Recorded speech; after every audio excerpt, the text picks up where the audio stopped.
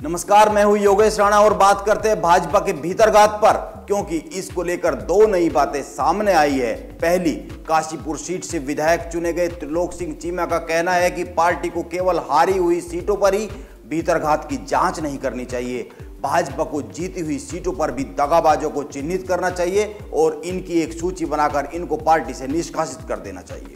और दूसरी बात, मुख्यमंत्री पुष्कर सिंह धामी की सीट खटीमा को लेकर भाजपा की जांच में एक बात साफ हो गई है। खटीमा में हार के कारणों की समीक्षा करने पहुंचे बलवंत सिंह भौर्याल को कई लोगों ने खुलकर कह दिया कि मुख्यमंत्री भीतरघात के कारण खटीमा से हारे हैं। भीतरघात ही हार का सबसे बड़ा कारण है। ध्यान में रखना चाहिए कि भाजपा उत्तराखंड में 23 सीटों पर हार के कारणों की समीक्षा कर रही है। इसके लिए एक आदमी को 2-2 सीटों की जिम्मेदारी दी गई है। खटीमा सीट की जिम्मेदारी पूर्व स्वास्थ्य मंत्री बलवंत सिंह भौर्याल को दी गई है। वो जब खटीमा में पहुंचे तो सबसे पहले खटीमा सीट के भाजपा के कार्यकर्ताओं और पदाधिकारियों के साथ बैठक की। सभी ने एक सुर में कहा, हार का सबसे बड़ा कारण भीतरघात है। अब सवाल उठता है कि पुष्कर सिंह धामी चुनाव में भाजपा के मुख्यमंत्री का चेहरा थे, फिर उनके साथ पार्टी में भीतरघात करने की हिम्मत कौन कर सकता है? इस सवाल के जवाब को खोजने के लिए ध्यान में रखना चाहिए कि खटीमा में भारतीय जनता पार्टी 2 कैंप में बटी हुई है। यह आरोप खुलेआम भाजपा पर खटीमा में लगते रहे। आरोप लगते हैं कि खटीमा में 2 कैंप है, एक पुष्कर सिंह धामी कैंप और दूसरा राजू भंडारी कैंप। राजू भंडारी उत्तराखंड भाजपा में कोई ऐसा नाम नहीं है जिसे नजरअंदाज किया जा सके। पहली बात तो वो भाजपा में प्रदेश महामंत्री के पद पर नियुक्त है और दूसरी बात, ध्यान में रखना चाहिए कि जब रुद्रपुर में 12 फरवरी को प्रधानमंत्री नरेंद्र मोदी की जनसभा हुई थी तो उस पूरे आयोजन का संयोजक राजू भंडारी को बनाया गया था।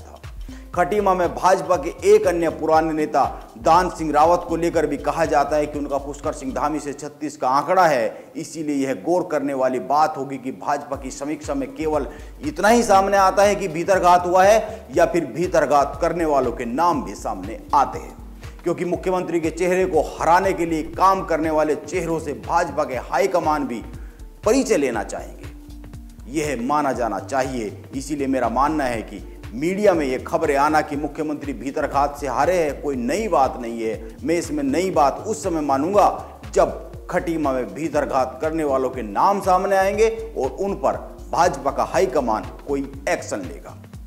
उनके खिलाफ भाजपा हाईकमान कोई कड़ा फैसला ले तो बात मानी जाए। अब ऐसा होगा या नहीं होगा इस बारे में तो कुछ कहा नहीं जा सकता है। वैसे भाजपा की हार के कारणों की जांच को लेकर तीसरी खबर भी है और यह खबर हरिद्वार जिले से। यहां जवालापुर विधानसभा सीट की समीक्षा करने भाजपा के प्रदेश महामंत्री कुलदीप कुमार गए। उन्होंने जिलाध्यक्ष के साथ अन्य कार्यकर्ताओं और पदाधिकारियों के साथ बैठक की, जिसमें सभी ने एक सुर में कहा कि हरिद्वार में भाजपा में चुनाव के दौरान भीतरघात हुआ है, जिस कारण भाजपा को बड़ा नुकसान हुआ है। यानी अब भाजपा में ऑफिशियली यह सिद्ध होने जा रहा है कि इस चुनाव में पार्टी में भीतरघात हुआ है। इसीलिए 3 बातों पर ध्यान दिया जाना है, बहुत ही ज्यादा जरूरी है। पहली बात, संगठन की जिम्मेदारी मदन कौशिक के पास है क्योंकि वो भाजपा के प्रदेश अध्यक्ष है। और दूसरी बात, चुनाव के तुरंत बाद मदन कौशिक पर संगठन के खिलाफ काम करने के सीधे सीधे आरोप लगे हैं और आरोप लगाने वालों में ज्यादातर मुख्यमंत्री पुष्कर सिंह धामी कैंप के लोग रहे और आरोप लगाने वाले कई चुनाव भी हारे हैं। यह ध्यान में रखना चाहिए। और मदन कौशिक ने मीडिया के सामने आकर बहुत आक्रामक तरीके से इन आरोपों का विरोध नहीं किया है कि उन पर जो भीतरघात के आरोप लगे।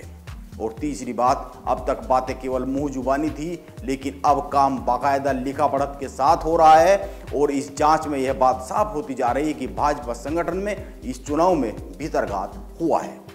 इसीलिए क्या यह माना जाना चाहिए कि मदन कौशिक की कुर्सी हिलने के कारण मिलने लगे, क्योंकि प्रदेश में संगठन के मुखिया मदन कौशिक है। इसीलिए वो अपनी जिम्मेदारी पर क्या कहना चाहेंगे ये तो आने वाला वक्त ही बताएगा, उसी समय सामने आ पाएगा, क्योंकि सभी 32 विधानसभा क्षेत्रों में समीक्षा हो रही है और इन सब की फाइनल रिपोर्ट 1 अप्रैल तक हाईकमान के पास पहुंचनी है। और ध्यान में रखना चाहिए 4 अप्रैल को देहरादून में इसी रिपोर्ट के आलोक में BL संतोष एक बैठक लेने वाले हैं। इसीलिए बस 1 सप्ताह का वक्त है। देखते हैं उत्तराखंड में नई भाजपा किस रूप और स्वरूप के साथ सामने आती है, या फिर कोई बदलाव भाजपा के प्रदेश संगठन में होता ही नहीं है। यह देखने वाली बात होगी। नमस्कार, आप बने रहे मेरे साथ।